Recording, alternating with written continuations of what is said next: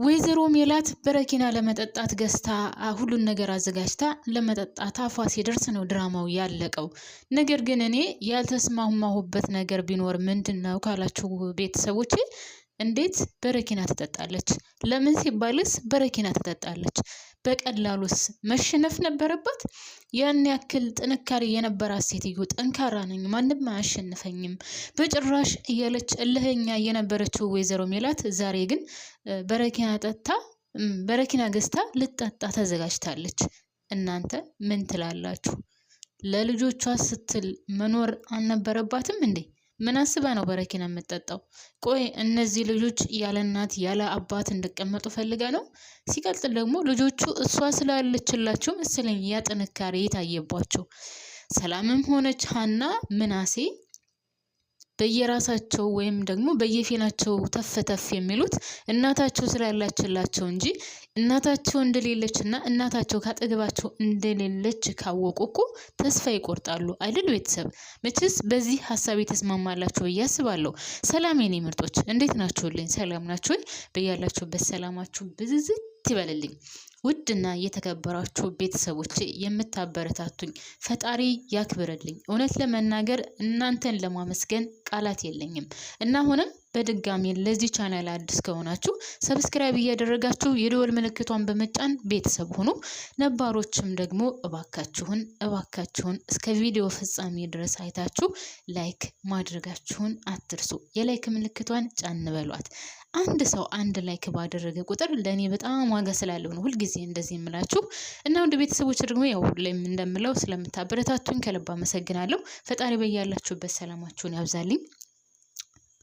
ወደ ድራማው ስመለስ ሜላት በጣም ነው ያናደደችኝ። እውነት ለመናገር እኔ እሷን ለመተቸትም ሆነ ለመናገር ፈልጌ አይደለም፣ ግን ያደረገችው ነገር በጭራሽ እስከዛሬ ከተሳሳተችው ስህተት በላይ አሁን በረኪና ገዝታ ልጠጣ ብላ ማሰቧና ገዝታ አምጥታ ለመጠጣት መሞከሯ በጣም ትልቅ ጥፋት ነው።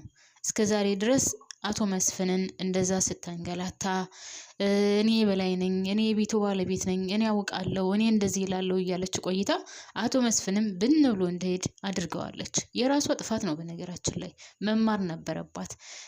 እሱ ለምን ጥሎኝ ሄደ፣ ለምን እንደዚህ ሆነ፣ ህይወቴ ለምን አልስተካከለ አለ ብላ ወደኋላ መለስ ብላ ማሰብ ሲገባት ጭራሽ በረኪና ገዝታ ልጆቹንም ተስፋ ለማስቆረጥ ማንም የለንም ካሁን በኋላ ምን አይነት ህይወትስ ይኖረናል ብለው ልጆቹ ተስፋ እንዲቆርጡ እያደረገች ነው ያለችው። ይሄ የኔ ሀሳብ ነው። መቼም ሁላችሁም ትጋሩኛላችሁ ብዬ አስባለሁ ውድ ቤተሰቦቼ።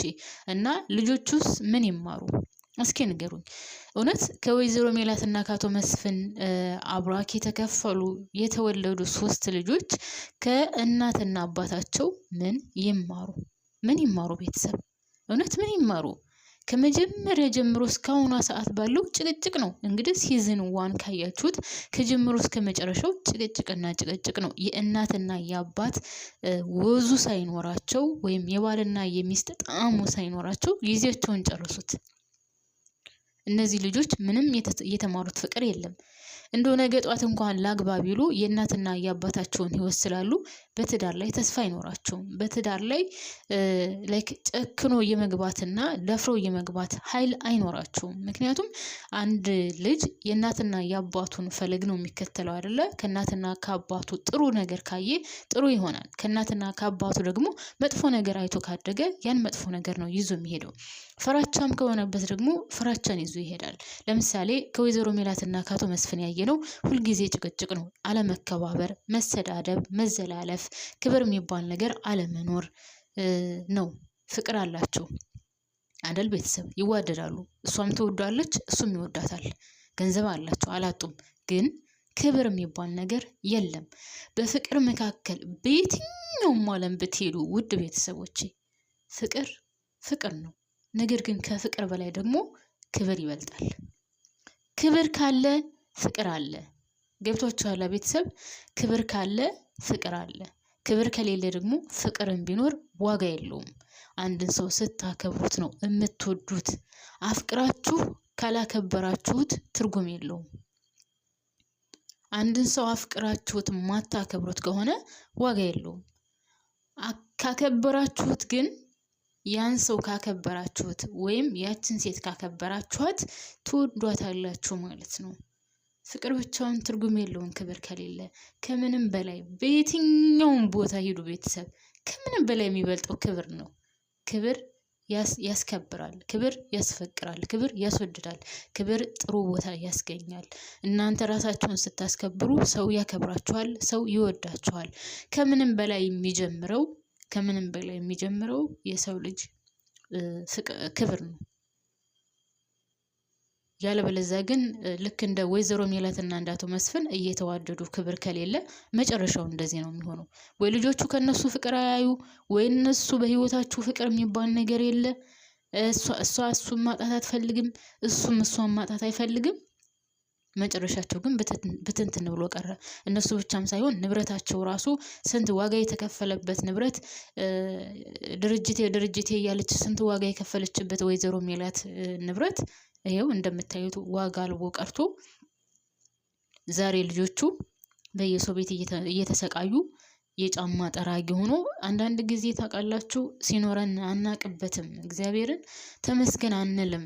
ለማናገኘው ነገር እንሮጣለን። ያለንን ይዘን ተመስገን ከማለት ይልቅ ሌላ ነገር እንደገና እንጠራራለን እና በጣም ነው የታዘብኩት። በጣም እውነት ነው የምላችሁ።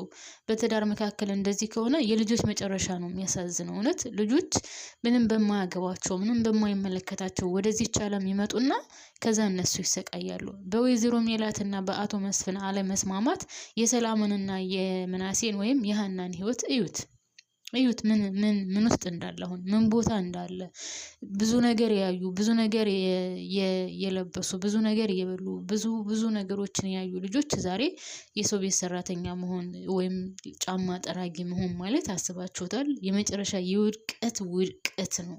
የዝቅጠት ዝቅጠት ነው። ውድ ቤተሰቦቼ እና በዘራችሁም አይድረስባችሁ እንደዚህ አይነት ነገር። እውነት ነው የምላችሁ ቤተሰቦቼ፣ በዘራችሁ አይድረስ። በጣም ነው የሚደብረው፣ በጣም ነው የሚያስጠላው። ይሄ ድራማ ምንን ያስተምራል? ገንዘብን ቢኖር ክብር ከሌለ ዋጋ የለውም። ገንዘብ ምንድነው ስሙ፣ ልጅም ቢኖር ምንም አይነት ንብረት ቢሞላቸውም ራሱ በሁለት ባልና ሚስቶች መካከል ክብር የሚባል ነገር ከሌለ ሁሉ ነገር ዋጋ እንደሌለው ነው። ልጅም ቢኖር ገንዘብም ቢኖር ፋሚሉ ቤቱ ሙሉ ቢሆንም እንኳን ዋጋ የለውም። ክብር ከሌለ በባልና በሚስት መካከል ክብር ከሌለ መጨረሻው እንደዚህ ብትንትኑ ነው የሚወጣው። ገንዘቡን በአንድ ይወድማል፣ ልጆቹም እንደዚህ በማያውቁት ይሰቃያሉ ማለት ነው። እና እኔ በተለይ ሰላምና ምናሴ በጣም ነው ያሳዝኑኝ። ታውቃላችሁ ቤተሰብ በጣም ሀናስ ብዙ ችግሮችን ያሳለፈች ልጅ ናት። ጠንካራ ናት። በጣም ብዙ ዋጋ የከፈለች ናት። ከህፃንነቷ ጀምሮ የጠፋችው እንግዲህ ከ6 ዓመት ነው ከ7 ዓመት ጀምሮ ነው የጠፋችው አይደለ? በዛ ህፃንነቷ እድሜዋ ያለ እናት ነው ያደገችው። አቶ ኖላዊ እናትም አባትም ሆኖ ቢያሳድጋትም ግን ያለ እናት ነው ያደገችው። የእናትን ፍቅር አታውቀውም። ብዙ ችግሮችን አይታ የወጣች ብዙ ችግሮችን አይታ እዚህ የደረሰች ልጅ ናት እና ሀና ብዙ ዋጋ ስለከፈለች በህይወቷ ብዙ ነገሮችን መቋቋም ትችላለች። በሀብትና በንብረት ተሞናቃ ያደገች አይደለችም። ችግርን በደንብ አድርጋ የምታውቅ ልጅ ናት። ዋጋ በጣም የከፈለች ልጅ ናት። ለምንም ነገር አትበገርም። ካያችኋት ወይዘሮ ሜላትን እንኳን ስታጽናና የነበረችው እሷ ናት። ሜላት ምንም ችግር አይታ ስለማታውቅ ምናልባትም በልጅነቷ አይሮኖ ብቻ ግን በጣም ብዙ ጊዜ ሰላም ባይኖራትም በተለይ በገንዘብ ዙሪያ ያው ምንም ነገር ችግር አይታ ስለማታውቅ ይህን ነገር መቀበል አቅቷታል ማለት ነው። እና ሰላምን ስታጽናና የነበረ ወይዘሮ ሜላትን ስታጽናና የነበረችው ሀና ናት። ሀና አሁን የቤቱ ዋና መከታ ማለት ይቻላል።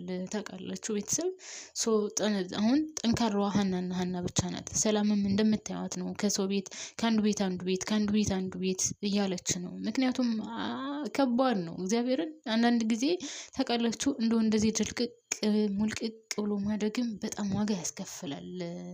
እውነት ነው የምላችሁ፣ አታውቁትም። ዛሬ ገንዘብ አለኝና የፈለኩትን ነገር ማድረግ እችላለሁ፣ የፈለኩትን ነገር መሆን እችላለሁ እንላለን። ግን ነገ ጠዋት ደግሞ በእኛ ህይወት ላይ ምን እንደሚደርስብን አናቅም። ገንዘብ ምን ያክል ቆሻሻ እንደሆነና ገንዘብ ምን ያክል ምንም እንዳልሆነ ነው የሚያሳየው እዚህ ድራማ ላይ። ምክንያቱም ሰላምን አይታችኋታል፣ ምናሴን አይታችሁታል። ዝቅ ብሎ ጫማ እየጠረገ ከዛ ሲመቱት፣ ሲያንገላቱት፣ ወደዛ ወደዚህ እንትን ሲሉት፣ ሰላምን ማለስማማት እያለ ዛሬ ገብታ ዛሬ ከሰው ቤት ስትወጣ በገባችበት ቀን ተመልሳ ከስራ ስትወጣ ምናምን እና ይሄ ምንድነው አይተው አያውቁማ። እንዴት ብሎ ያልተለመደ ነገር ያልታየ ነገር እነሱ የሚያውቁት ተሰርቶ ከፊት ለፊታቸው መጥቶ የሚበሉ ናቸው። የበሉበትን አንስቶ ሌላ ሰው የሚያጥብላቸው ናቸው። ልብሳቸውን ተኩሰው አጥበው የሚያቀርብላቸው ሌላ ሰው አለ። አልጋቸው ተንጥፎ ነው። እኔ ነኝ ባለ መኪና፣ እኔ ነኝ ያለ ትምህርት ቤት የተማሩ ናቸው።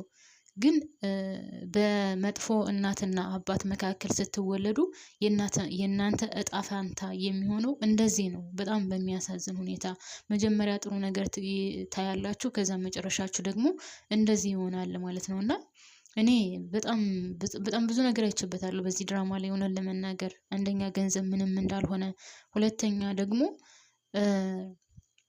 በባልና በሚስት መካከል ሰላም ከሌለ ልጆች ምን ያክል እንደሚሰቃዩ፣ ሌላው ደግሞ ክብር ከሌለ ገንዘብም ልጅም ምንም እንዳልሆነ ነው። በነገራችን ላይ ክብር በባልና በሚስት መካከል ብቻ አይደለም፣ በየትኛውም የስራ ቦታ፣ በየትኛውም ዓለም ከማንኛውም ሰው ጋር ስትኖሩ ቤተሰብ ክብር ከሌለ ምንም ነው። ምንም አንዳንድ ጊዜ መናገር ያለባችሁን እንኳን እያወቃችሁ ያ ነገር ስህተት እንደሆነ እያወቃችሁት በቃ ለመኖር ስትሉም የምታልፉት ነገር አለና ክብር ከምንም በላይ ወሳኝ ነው። አይቶ እንዳላየ ማለፍ፣ ነገሮችን ለማስተካከል ወይም ደግሞ ነገሮችን ለማስቀጠል ዝም ብሎ ማለፍ አለ። ከወይዘሮ ሜላት ቤተሰብ ግን ያየ ነው እንደዚህ አይነት ነገር የለም። ሁልጊዜ ጭቅጭቅ ነው። እሷ የበላይ ሆና ነው የምትናገረው። የምትናገራቸው ቃላቶች አጥንትን የሚሰብሩ ናቸው። እና ያ ሁሉ ግፍ ማን ላይ ነው የደረሰው? አሁን ልጆቹ ላይ ነው። ልጆቹ ምንም ከማያውቁት ወይም ምንም እንደዚህ አይነት ነገር እውቀት ከሌላቸው ልጆች ነው ተጠምጥሞ ጭንቅላታቸው ላይ ወድቆ ዋጋ እየከፈሉ ያሉት እነሱ ናቸው። ጭራሹንም እነሱን ማበረታታት ሲገባት ወይዘሮ ሜላት በረኪና እጠጣለሁ ብላ በረኪና ገዝታ እንግዲህ መጨረሻ ክፍል ላይ አሁን 128 ላይ ምናልባት ልጠጣም ትችላለች ወይም ደግሞ ሰው ልጆቹ ሊደርሱባት ይችላሉ፣ አይታወቅም። ግን እኔ ተጠጣዋለች ብዬ አላስብም። ምክንያቱም እሷ ጠጥታው መሞት የለባትም። ወይዘሮ ሜላት መጨረሻ ላይ ያው ንብረቷ ተመልሶላት ምናምን ጥሩ ህይወት እየኖረች ያልቃል ብዬ አስባለሁ ድራማውና እሷ እንዴት ይሄንን ነገር ልታስብ ቻለች? በዛ ላይ እድሏን በጣም ታማረር ነበረ። ለምንድነው እኔ እንደዚህ የሆንኩት? ለምንድነው የኔ ህይወት እንደዚህ የሆነው? ለምንድነው የማያልፍልኝ? ለምንድነው የምሰቃየው? ለምን እንደዚህ ሆንኩኝ? እያለ በጣም ብዙ ጊዜ ራሷን ታማረራለች። ግን ለምን እንደዚህ ያደርግ ነበር ብላ ራሷን አልጠየቀችም። ለምን እንደዚህ አይነት ስራ ነበር? ለምን እንደዚህ ያደረኩኝ ብላ ራሷን አልጠየቀችም። ራሷ የሰራችውን ራሷ በባሏ ላይ ስታደርግ የነበረውን ለባሏ ክብር አለመኖሩን ለቤቷ ለልጆቿ ምንም አይነት እንትን እንደማትል ቦታ እንደማትሰጥ ድርጅት እያለች ሰላም በጣም ብዙ ጊዜ ትነግራት እንደነበረ ታስታውሱ ከሆነ አንቺ ስራ እያልሽ ልጆችሽን ግን አትቆጣጠሪም፣ ልጆችሽ የት እንደሚውሉ አታቂም፣ ልጆችሽ ምን እያደረጉ እንደሆነ አታቂም፣ ስለ ልጆችሽ የምታውቂው ነገር የለም እያለ ሰላም በጣም ብዙ ጊዜ ትነግራት ነበረና ያው መጨረሻዋ ግን እንደዚህ ሆኖ ቀረና አንዳንድ ጊዜ ታውቃላችሁ ባለን ነገር ሳናመሰግን የሌለንን ነገር ስንጠብቅ ጭራሽ ያለንን ማጥተን ባዶ እንቀራለንና እኔ ከዚህ ድራማ ላይ ይህንን ነው የተማርኩት። እናንተስ ምን ተማራችሁበት? እስኪ ሀሳብ አስተያየታችሁን አካፍሉኝ ውድ ቤተሰቦቼ። እኔ እዚህ ላይ ያበቃለሁ። አደራ ላይ አትርሱ።